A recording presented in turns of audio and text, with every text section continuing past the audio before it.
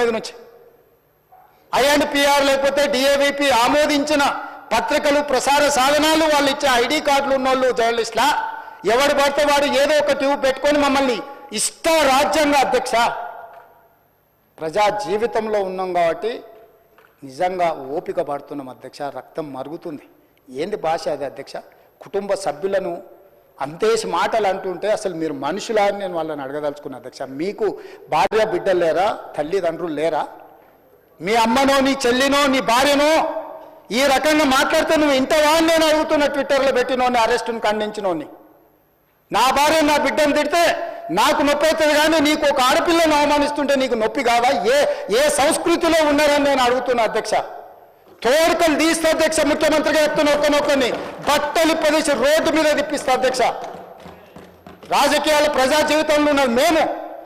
విమర్శించండి, విశ్లేషించండి, మా గురించి మాట్లాడండి.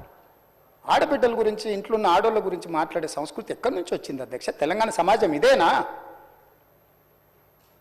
రజాకర్లకు, నిజాంలకు, భూస్వాములకు, పెత్తందారులకు వ్యతిరేకంగా పోరాటం చేసిన స్ఫూర్తి ఓ రామ్జీవ్ గోండు, కొమరం భీమ్, ఓ చాకలి ఐలమ్మ, ఈ ప్రాంతంలో దొడ్డి కొమరయ్య, ఓ సర్దార్ సర్వాయి పాపన్న గౌడు ప్రాతినిధ్యం వహించిన ప్రాంతం ఇది అధ్యక్ష. ఇది ఒక చైతన్యమైన ప్రాంతం. ఈ చైతన్యమైన ప్రాంతంలో ఎదిరించి నిలబడ్డాడు మునగాడు. ఆధిపత్యాలకు వ్యతిరేకంగా నిలబడి కొట్లాడిన గడ్డ ఇది.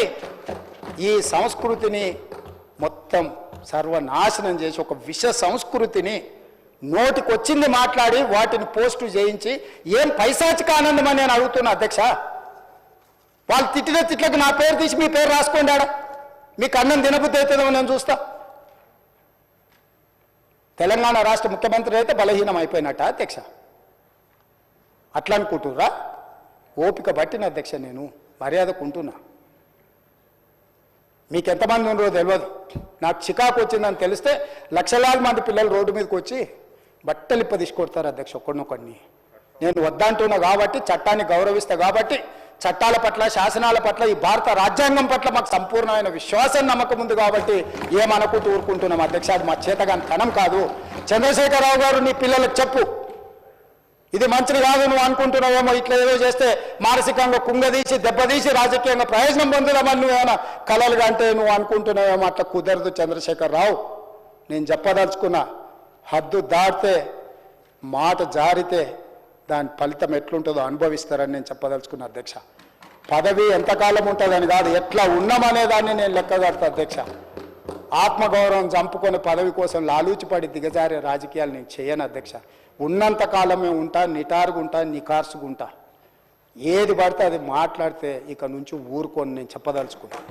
మీరు అనుకుంటున్నాం ఏది పడితే అది బాగా మాట్లాడితే చెల్లిపోద్ది, లేకపోతే కోర్టుకు పోతే బెయిల్ వస్తుంది, లేకపోతే ఈడిపోతే అది వస్తుంది, ఆడిపోతే ఇది వస్తుంది, మానసికంగా మమ్మల్ని దెబ్బతీసి ప్రయోజనం పొందాలని. అవసరమైతే చట్టాన్ని సవరించే పని అని చేస్తాం. ఏం భాష అధ్యక్ష? ఒకసారి మీరు చూడండి అధ్యక్ష. ఆడపిల్లలు ఆ రకమైన భాషను వాడి ఆడపిల్లలే వాళ్ళ ప్లాట్ఫామ్లలో పోస్టింగ్ చేస్తే ఇది మంచిదా అధ్యక్ష? ఏం సాంప్రదాయం? తెలంగాణలో ఇట్లాంటి సాంప్రదాయం ఎప్పుడైనా ఉందా అధ్యక్ష? తెలంగాణ ఉద్యమ సందర్భంలో కూడా అంత పెద్ద ఎత్తున భావోద్వేగాలు ఉన్నప్పుడు కూడా ఇలాంటి భాషా ప్రయోగం జరగలేదు అధ్యక్ష. ఇదెక్కడి వింత పోకడలు, పైశాచిక ఆనందం అధ్యక్ష? వీటిని క్షమించే సమస్యనే లేదు అధ్యక్ష. నేను స్పష్టంగా చెప్పదలుచుకున్నా. చంద్రశేఖరరావు గారు వినండి, మీ పిల్లలకు బుద్ధి చెప్పండి. ఇలాంటి సాంప్రదాయం, సంస్కృతి భవిష్యత్ తరాలకు ఇవ్వదలుచుకోలేదు. దీన్ని ఇక్కడనే పాతరేయదలుచుకున్నా. ఉప్పు పాతరేస్తే ఇట్లాంటి సంస్కృతిని మీరు ప్రోత్సహిస్తే ఎవరిని వదలను. ప్రజాస్వామ్యయుతంగా ప్రతిపక్షంగా మీరు మాట్లాడండి, చెప్పండి, విమర్శించండి. దాన్ని సరిదిద్దుకోవడానికి మా ప్రభుత్వం సిద్ధంగా ఉంది. గౌరవిస్తాం. భారతీయ జనతా పార్టీ కూడా మా ప్రతిపక్ష పార్టీ.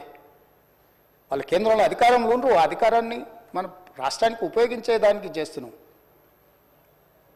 అందుకే అధ్యక్ష, తమరు కూడా అక్కడి నుంచి ఆదేశాలు ఇవ్వండి. దీని మీద చర్చ జరగాలి. మీడియా మిత్రులకు కూడా నేను అడుగుతున్నా, మీ సంఘాలు ఏవైతున్నాయో సంఘాల నాయకులను కూడా అడుగుతున్నా, ఎవరో జర్నలిస్టులు లిస్ట్ ఇవ్వండి. జర్నలిస్ట్ అనే పదానికి డెఫినేషన్ ఏందో